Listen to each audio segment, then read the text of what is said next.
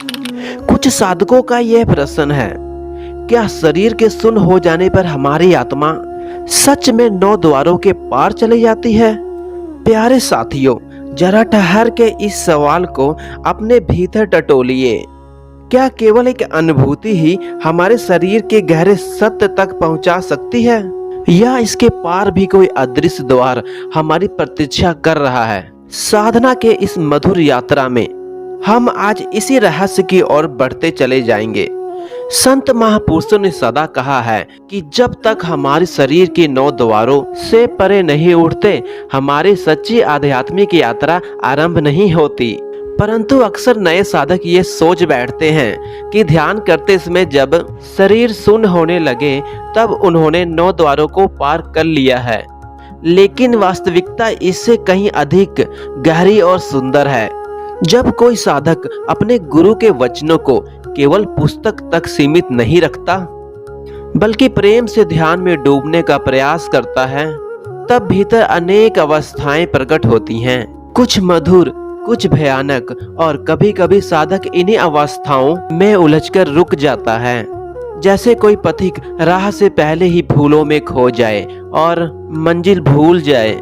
इसीलिए आवश्यक है कि हम हर अनुभव को सही दृष्टि से समझें, ताकि साधना का अमूल्य समय व्यर्थ ना जाए और हमारी यात्रा सहज गति से आगे बढ़ती रहे।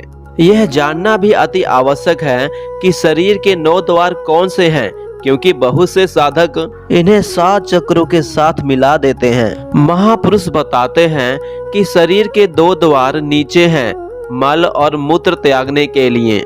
तीसरा द्वार मुंह का है, जो हमें संसार से बांधता है। फिर नाक के 2 छिद्र, कानों के 2 छिद्र और आंख के 2 सुंदर द्वार, यही हमारे 9 द्वार हैं। संतों ने हमें सिखाया है कि जब सिमरन और भजन के सहारे चेतना को समेटा जाता है, तब यह 9 द्वार सिमटते हैं और भीतर आज्ञा चक्र के दिव्य केंद्र पर आत्मा टिकने लगती है। इसी बिंदु पर भीतर की यात्रा आरंभ होती है। एक सुंदर वाणी में यही कहा गया है, जब तू भीतर भीतर खोजे तब तू सांचा पाए। परंतु साधकों को समझना चाहिए कि ध्यान के अभ्यास में जब नाभि के नीचे से शरीर हल्का या शून्य लगने लगे, या गर्दन के नीचे कोई संवेदना ना रहे, तो यह केवल एक शुरुआती संकेत है। अभी चेतना 9 द्वारों से पूरी तरह पार नहीं हुई है। कुछ साधकों को यह अनुभव हो सकता है कि जैसे पूरा शरीर एकदम मौन हो गया है, लेकिन उस समय भी मन की चंचलता अभी गहरे में चल रही होती है। इसलिए शरीर को शून्य हो जाने को ही अंतिम उपलब्धि समझना भूल है। साधक को चाहिए वे इन अवस्थाओं में फंसे बिना ही प्रेम और धैर्य से अपने भीतर की यात्रा को जारी रखे। जैसे एक थका हुआ कर्मचारी दोपहर के शोर में चुपचाप आंखें मूंदकर गुरु स्मरण में लीन हो जाए, बिना किसी आकांक्षा के, केवल प्रेम से। जब साधक का पूरा शरीर शून्य हो जाता है, तब भी कभी कभी बाहर की आवाजें कानों में हल्की सी दस्तक देती है, जैसे कोई दूर से पुकार रहा हो। कुछ साधकों को बंद आंखों में रोशनी की झलक दिखाई देती है, जैसे कोई भीतर का दीपक टिमटिमा रहा हो। यह सब साधना के मार्ग पर चलने वालों के लिए एक नया अनुभव हो सकता है, लेकिन यह जरूरी है कि इन अनुभवों में उलझे बिना हम अपनी यात्रा को जारी रखें।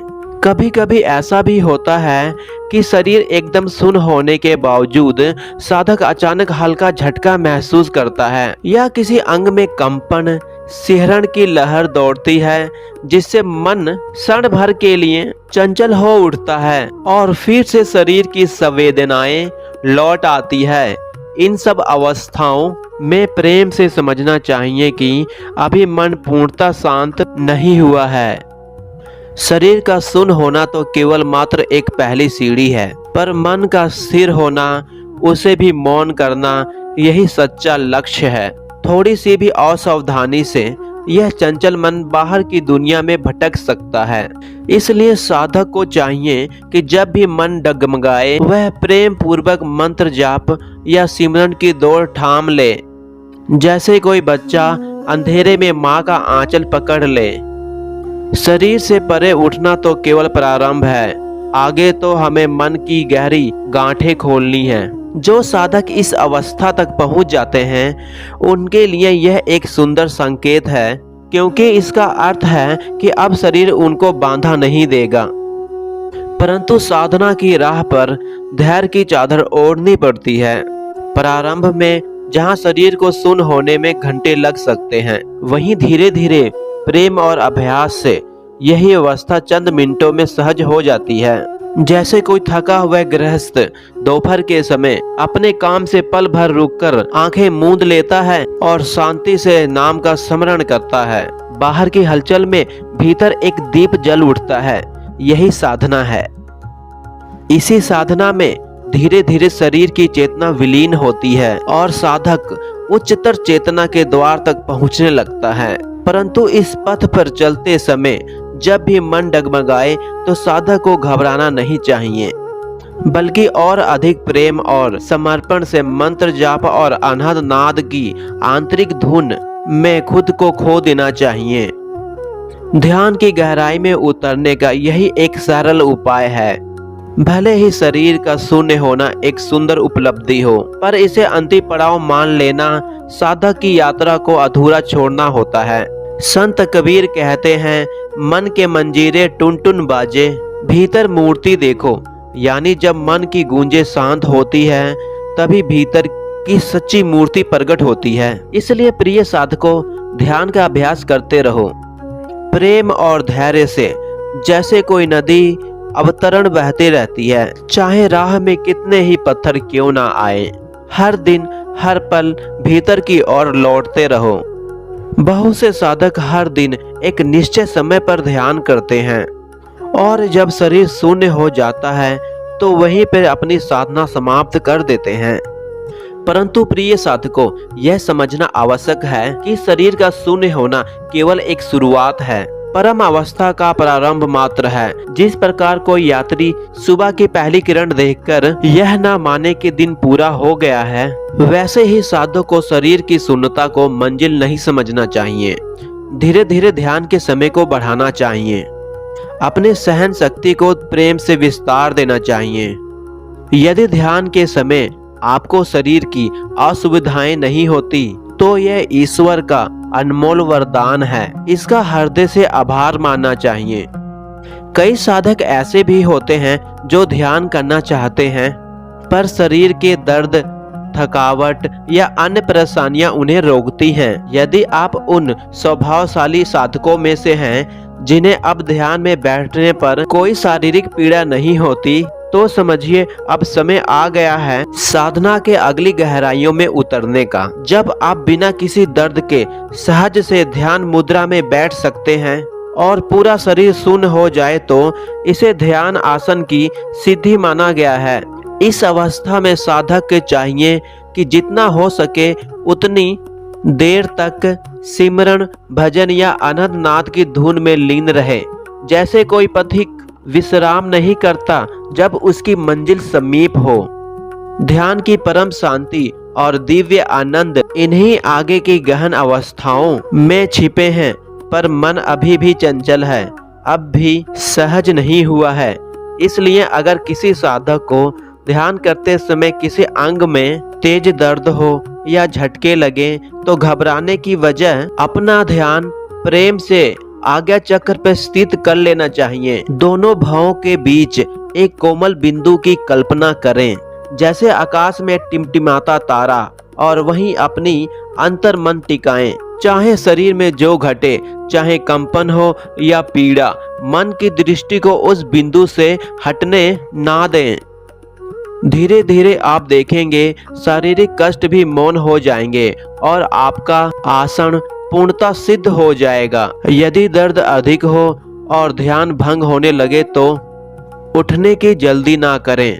शांत भाव से प्रेम पूर्वक लेटकर मंत्र जाप करते रहें। यही विनम्र अभ्यास धीरे धीरे चेतना को शरीर और मन के बंधनों से मुक्त कर देगा। साधना की इस गहराई में धैर्य ही सच्चा साथी है। याद रखिए, यह अभ्यास वही बीज है जो अंततः आत्मा को शांति के अमृत में डुबो देगा। जो साधक सच्चे प्रेम से ईश्वर में लीन होना चाहते हैं, उन्हें अपने दिनचर्या में से यथासंभव अधिक समय साधना के लिए निकालना चाहिए और कुछ क्षण सोने से पहले मंत्र जाप करते हुए अनहद नाद की मधुर धुन में खोकर प्रभु की गोद में विश्राम करें। जैसे कोई थका हारा बालक माँ के आंचल में सिर रख के सो जाता है, इसी तरह धीरे धीरे प्रेम और सच्चे समर्पण से हमारा शरीर और मन नियंत्रित होंगे और ध्यान हमें उच्चतर अवस्थाओं की ओर सतह खींच ले जाएगा। और प्रिय साधकों, अंत में एक बार फिर प्रेम पूर्वक यह सिमरन कराना चाहूँगा कि जब आप ध्यान की मुद्रा में बैठकर पूरे शरीर को शून्य होते हुए देखेंगे और कहीं भी कोई पीड़ा शेष नहीं रहेगी, तब जानिए आपका आसन सिद्ध हो चुका है। यही वे अवस्था है जहां से आत्मा 9 द्वारों से ऊपर उठती है और भीतर की शून्यता उस परम मौन में प्रवेश करती है, जहां से सच्ची यात्रा प्रारंभ होती है। इस गहन शून्य अवस्थाओं के रहस्य पर हम आगे विस्तार से चर्चा करेंगे, ताकि हर साधक अपने अंतर की यात्रा को सही दिशा में बढ़ा सके। आज की इस सुंदर संगति में यदि थोड़ी सी भी सहायता मिली हो और भीतर हल्की सी भी ज्योति जगी हो, यह उसी गुरु कृपा का प्रताप है जो प्रेम पूर्वक हमारे भीतर गुप्त रूप से काम करती है। ध्यान एक सतत यात्रा है, एक अनंत प्रेम कथा, जिसमें हर दिन हर पल नया अनुभव, नई चुनौती और नई सीख हमारे भीतर खिलती है। बस धैर्य रखना है, विश्वास रखना है और उस अपार प्रेम में निरंतर डूबे रहना है।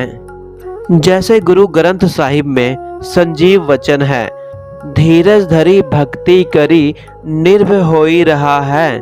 धैर्य को धारण कर प्रेम और भक्ति से साधना करो और निर्भय होकर अंतर मन में निवास करो। तो आइए इस मधुर साधना यात्रा में प्रेम से, श्रद्धा से निरंतर आगे बढ़ते रहें। हर छोटी छोटी साधना की कोशिश, हर मंत्र जाप की हल्की सी धुन, हर एक छोटी सी समर्पण की लहर, सब मिलकर हमारी आत्मा को प्रभु के चरणों तक ले जाएगी। तो दोस्तों, आज का यह सत्संग आपको कैसा लगा, कमेंट में जरूर बताएं।